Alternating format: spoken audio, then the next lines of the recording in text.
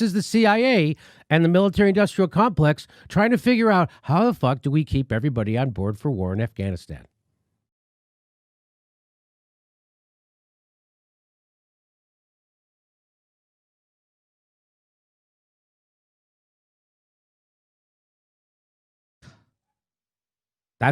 This is what WikiLeaks revealed.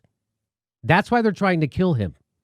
Not because of Russia, not because of Hillary Clinton, not because of the Podesta server. This is what it is. This is why they're trying to kill him.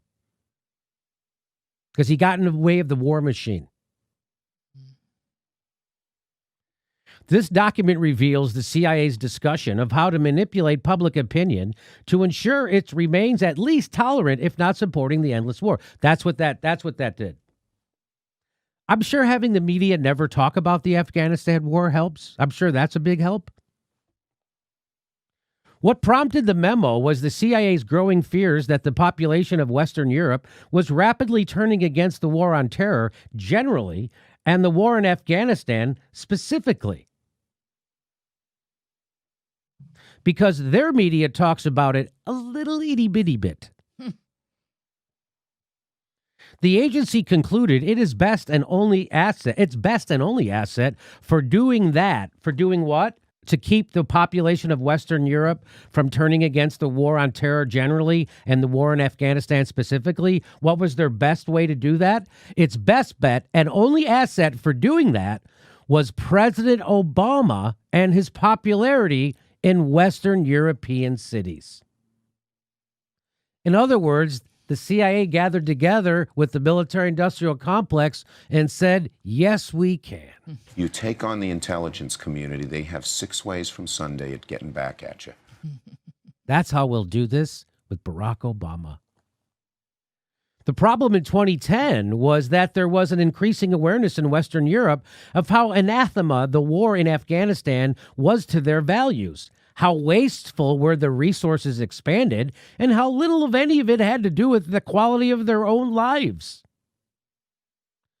And somebody needed to sweet-talk those people back to sleep. In comes sweet-talking Barack Hussein Obama. I want a glass of water. Sit down. In some forecasts, a bloody summer in Afghanistan come to pass. Passive French and German dislike of their troop presence could turn into active and politically potent hostility. People in their own countries might turn against war because it's horrible and there ain't anything in it for them.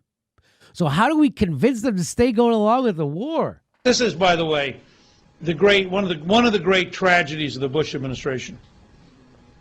The more successful they've been at intercepting and stopping bad guys, the less proof there is that we're in danger. And therefore, the better they've done at making sure there isn't an attack, the easier it is to say, well, there was never going to be an attack anyway. And it's almost like they should every once in a while have allowed an attack to get through just to remind us. But I mean, think about the psychology. Politicians elsewhere might cite a precedent for listening to voters. That public opinion problem, as long as the public stayed sufficiently inattentive, their democratically leaders were free to ignore their wishes and stay fighting in a war that the citizens of that country opposed. Please disperse. Nothing to see here. What concerned the CIA most was that the simmering dislike for the war in Western Europe would turn into active, concentrated opposition.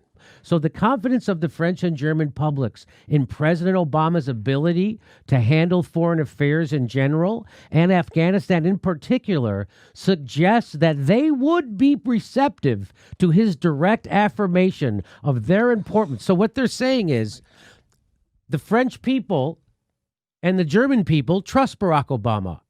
So now we can use their trust of him to push for more war. I really did need a glass of water. This is not a stunt. That's what the CIA's realizing. Down here at the bottom, the same poll also found that when respondents were reminded that the President Obama himself had asked for increased deployments to Afghanistan, their own support for granting this request increased dramatically. So when they did a poll of Europeans and they told them that, hey, what do you think about the Afghan war and your support for it? It was bad. When they said Barack Obama was supportive of it, their support increased dramatically. This is in the CIA document. I'm not making that up. The CIA's telling you that. Afghan women could also serve as ideal messengers in humanizing the ISAF role. We could use Afghan women.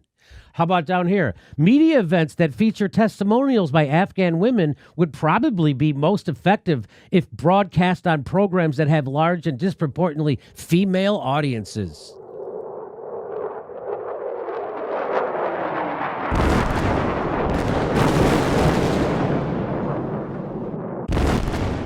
Do you see this as your government working against you, right? The CIA knew the hidden truth. Obama's most important value was in prettifying, marketing, and prolonging wars, not ending them.